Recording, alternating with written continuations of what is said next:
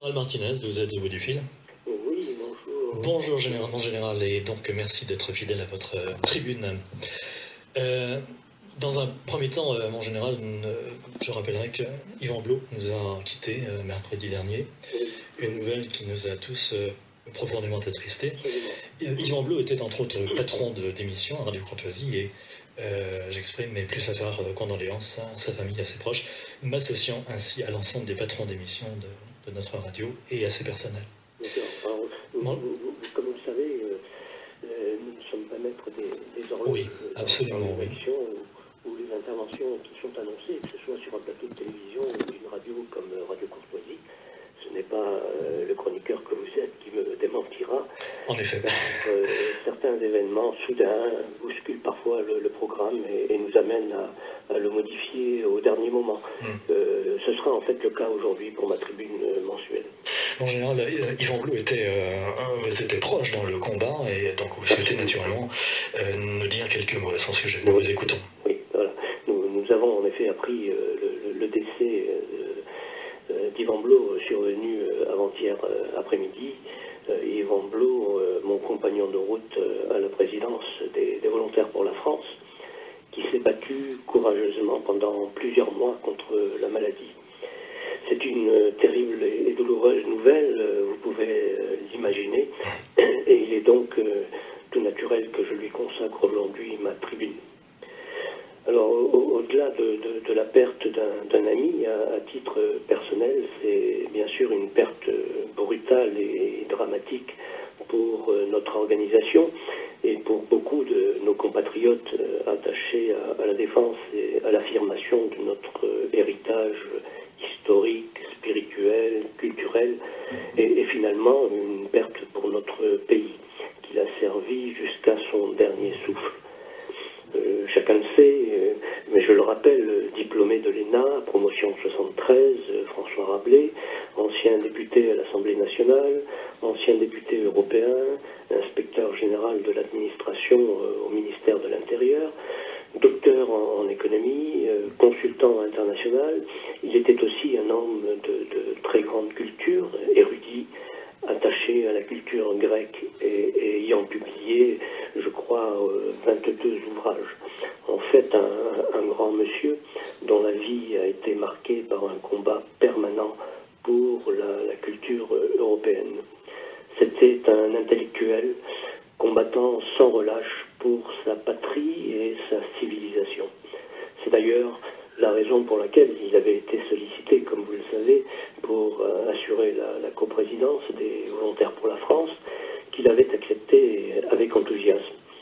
C'était l'un de ses derniers engagements au service de cette France charnelle que nous avons récemment célébrée à l'Arc de Triomphe à Paris le 22 septembre. Absolument, oui. Cérémonie à laquelle il n'a malheureusement pas pu participer car étant cloué dans son lit à l'hôpital. Je dois lui témoigner mon admiration. Oui, mon général, nous comprenons. Car il a réussi à écrire sur son lit d'hôpital, jusque dans les derniers jours de son dernier combat, 2 articles qui ont été publiés sur Boulevard Voltaire. Et le dernier de ces articles témoigne de ce qu'a été sa vie consacrée à la défense et à l'illustration des peuples européens et de leur culture. Je ne peux m'empêcher d'ailleurs de citer une phrase de son ultime article, une phrase terrible à l'adresse de nos élites politiques et en particulier à ceux qui exercent le pouvoir. Je cite: « Les individualistes occidentaux ignorent le collectif et la notion de capital culturel ou social. Pour eux, l'individu né orphelin n'a pas d'enfant et reste célibataire. Les notions de famille, de nation sont ignorées. Les gouvernements individualistes sont donc indifférents à la disparition de leur peuple. Ils sont coupables de génocide par indifférence. Ils sont coupables de génocide par indifférence. » La phrase est terrible. Absolument, oui. Alors aujourd'hui, nous sommes, vous pouvez l'imaginer, accablés, effondrés. Et nous le France. Et en mon nom propre, j'adresse à son épouse Sandrine et à ses enfants Delphine et Franck mes plus sincères condoléances. Alors je souhaiterais, si vous le permettez, dire quelques mots sur notre rencontre. Yvan Blot et moi-même avons fait connaissance en fait en avril 2015 à Paris, à l'occasion d'un déplacement que j'effectuais pour participer à une réunion à l'école militaire.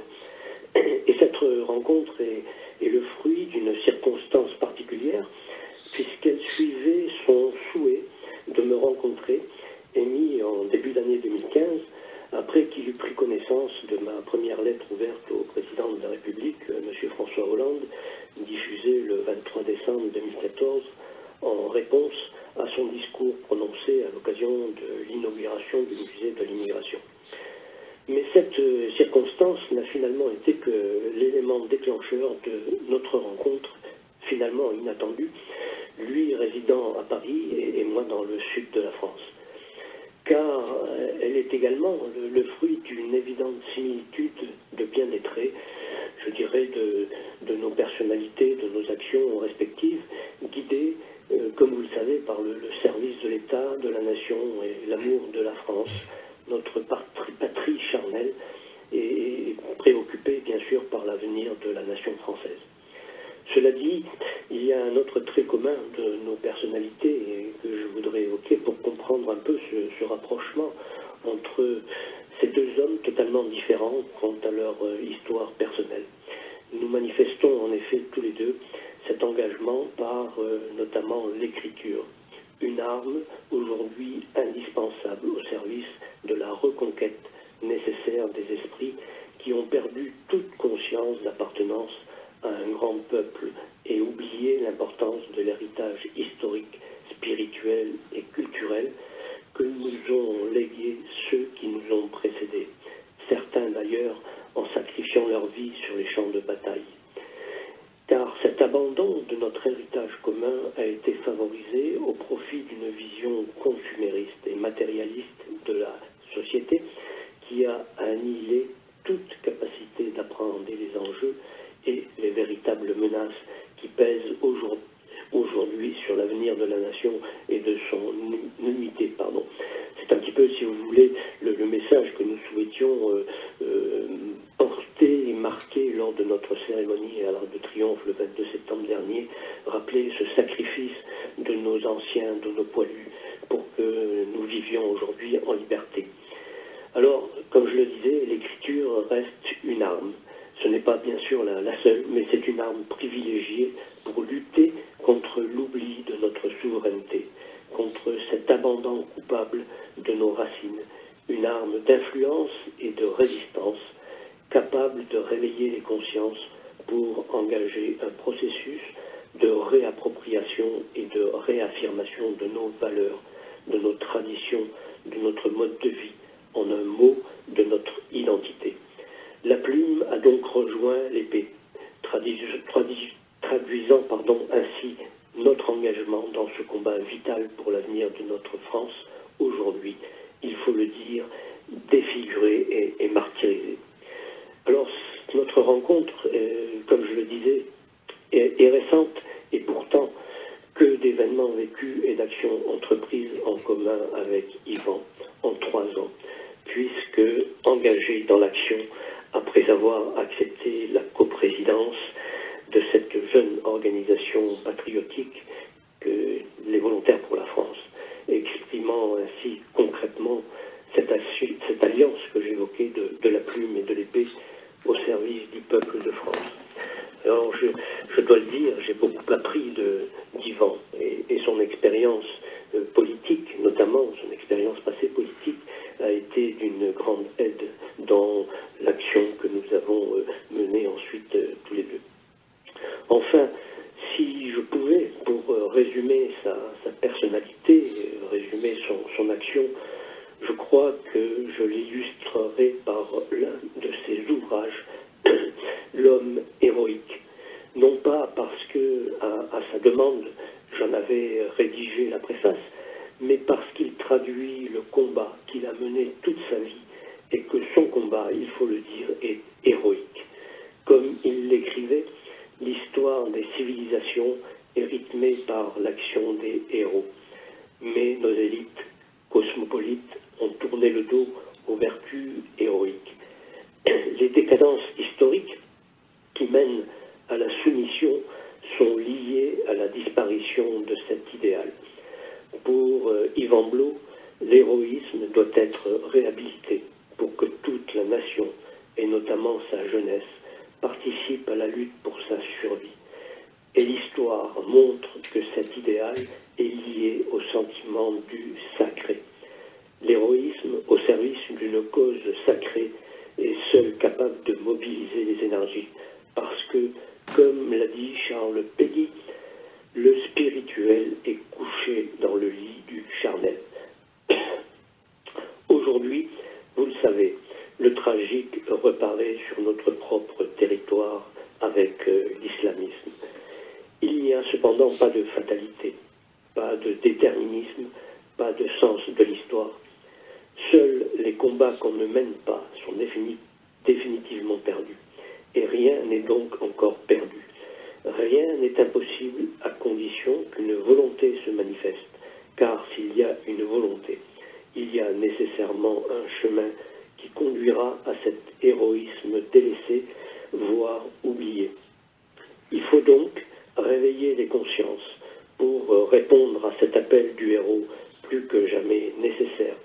Eh bien, c'est précisément ce que fait Yvan Blot avec l'homme héroïque, qui nous fait comprendre que l'héroïsme est donc le héros dont le sacrifice est libérateur, salvateur et rédempteur par le mythe qu'il nourrit et qui le nourrit, nous conduit vers l'espérance. L'appel du héros auquel Yvan Blot nous invite est donc plus que jamais nécessaire et il nous montre le chemin. Voilà, Yvan Blot va nous manquer terriblement. Il a rejoint son père, officier de marine et résistant pendant la Seconde Guerre mondiale. Son père qui doit être fier de lui, son père qui était en fait son héros et qui lui a montré le chemin. Voilà ce que je souhaitais dire sur Yvan Blot. Merci mon général pour cet hommage très, très fort et très émouvant à Yvan Blot. Votre peine, général Martinez, est aussi la mienne et celle d'un grand nombre d'auditeurs de Radio Courtoisie, je n'en doute pas. Je voudrais préciser que ces funérailles auront lieu mercredi en l'église Saint-Germain à l'Auxerrois, mais je n'ai pas l'heure, excusez-moi, vous l'avez peut-être.